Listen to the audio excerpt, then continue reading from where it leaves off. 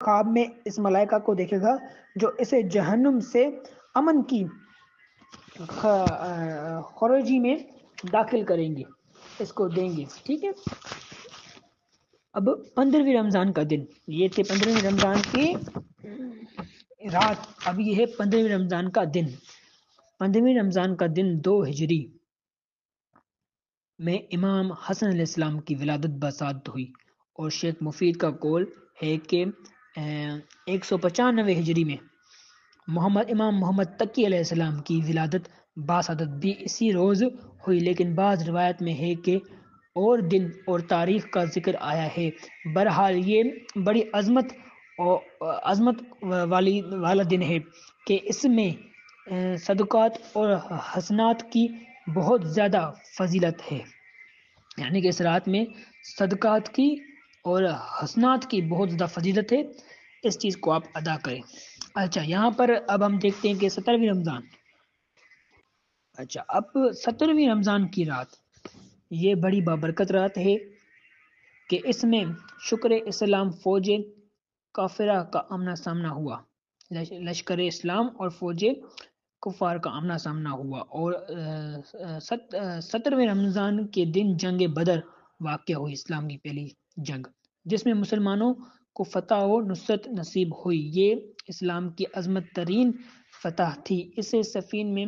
اس ضمن میں علماء علام نے فرمایا ہے کہ ہر مومن اس روز صدقہ دے اور خدا کا شکر بجائے. اس رات میں غسل کرنا اور نوافل پڑھنا باسط فضیلت ہے. مولوف کہتے ہیں کہ بہت سی روایت میں آیا ہے کہ حضرت رسول خدا صلی اللہ علیہ وسلم وحبیب خدا اپنے اصحاب سے فرمایا کہ تم میں سے کون ہے جو رات کنویں سے پانی لائے. اس پر سب خاموش رہے اور کسی نے کوئی جواب نہ دیا. تب امیر المومن علی ابن ابی طالب علیہ السلام نے مشکیزہ لیا اور چل دیے. وہ نہایتی تاریک اور سرد رات تھی اور ٹھنڈی ہوائیں بھی چل رہی تھی. آپ کنویں پر پہنچے جو بہت تاریک اور گہرا تھا. پھر وہاں ڈول رسا وغیرہ بھی نہ تھا. کنویں پر پہنچے اور ڈول رسا وغیرہ بھی نہ تھا. پس حضرت کنویں میں اترے، مشکیزہ بھرا اور واپس چلے تو اچانک ہوا کا ایک تیز جھونکا آیا. حضرت رک گئے اور پھر تھوڑی دیر کے بعد چلنے کا ارادہ کیا. پھر وہی ایسے ہی سخت ہوا کا جھونکا آیا اور حضرت پھر رک گئے. پھر اٹھے لیکن سخت ہوا کے باعث رک گئے، یعنی مولا علی علیہ السلام. اور یوں ہی رکتے چلتے ہوئے آپ حضرت مصطفیٰ صلی اللہ علیہ وسلم کی خدمت میں آپ پہنچے. حضرت صلی اللہ علیہ وسلم نے فرمایا، یا علی، بہت دیر لگا دی.